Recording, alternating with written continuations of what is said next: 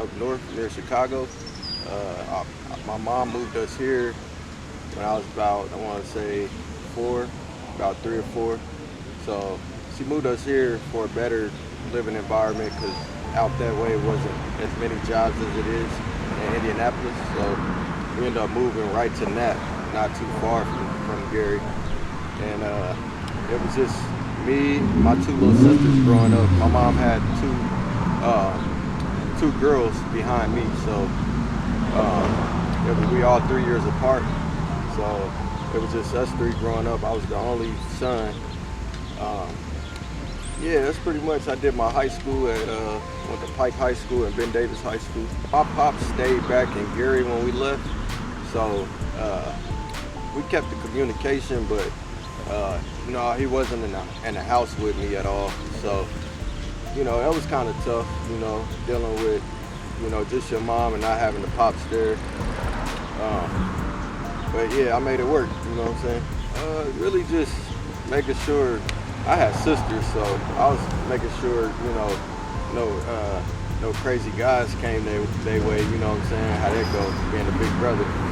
But as far as being there for them to look up to is just letting them know to never let anyone belittle them or make them feel like less of a person. Always keep a high head, you know what I'm saying, knowing that they're capable of doing whatever they want to accomplish.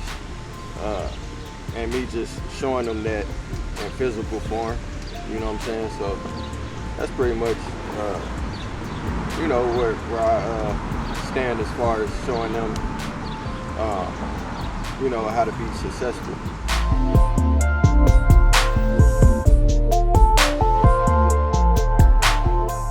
It was actually tough. Like, I knew early on I wanted to do music. I had a couple buddies who we knew we wanted to do it for sure, but we knew that it was so many people already out there that we was gonna be competing with, you know what I'm saying? So it's always a struggle trying to figure out how to get to what you want to do. So once I figured out what I needed to succeed in my career, and things started to go a little smoother. But in the beginning, challenges was trying to find studio time and really that was it, the studio time and learning how to market myself correctly. Once I figured that out, things started going a lot smoother. Into the artistry, Yep. most definitely the studio time and financially, it make you want to kind of turn to the streets to get the money quicker. What I did was I invested in myself as far as going to barber school so that I could make the funds to put into the industry, because it takes money to buy the beats, the production, engineer, all that. And then also what I did was invest in my own equipment so that I could learn how to mix and master and do my songs at my own pace.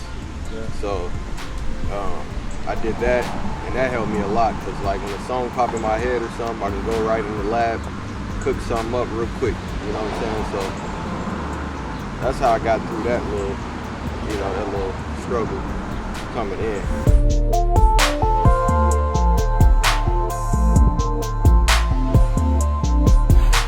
Me personally, I feel like people should be doing what they love to do. So it's just all about getting to that point because everything takes money pretty much. So, I knew it was gonna take some money, I just knew it. So I went in thinking what's a quick way to get some money, but legally where I won't, jam myself up. So I went right into barber school, boom. Learned how to get on them clippers, you know what I'm saying? And I started cutting the homeboys' hair. Yep. As soon as I did that, things started to open up a little more for me. I didn't really have to worry so much about purchasing my beats because I had it, you know what I'm saying? So that's pretty much what kind of cracked the door for me a little bit, being able to get the resources and things I need as an indie artist, because I'm independent. Always think bigger than where you at. even if you're in a tight spot, it looks like there's no outlet, you know, just turn yourself into the plug. You know what I'm saying? There's many resources and things out here that you can go out there and, you know, get involved with to help you get to where you want to be. It's just all about doing the research and looking, and you know what I'm saying? As long as whatever we want, we have the ability to attract it like a magnet.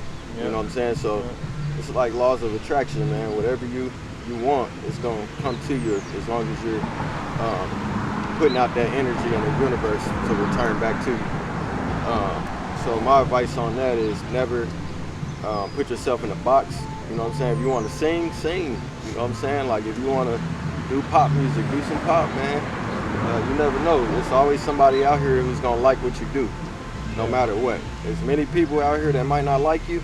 There's a ton of people who do like you. You know what I'm saying? So my thing is just impressing myself. I don't want to impress nobody else. So as long as I can look at my work and be like, oh, that's better than the last work I did, you know what I'm saying, for what I noticed, then I feel accomplished.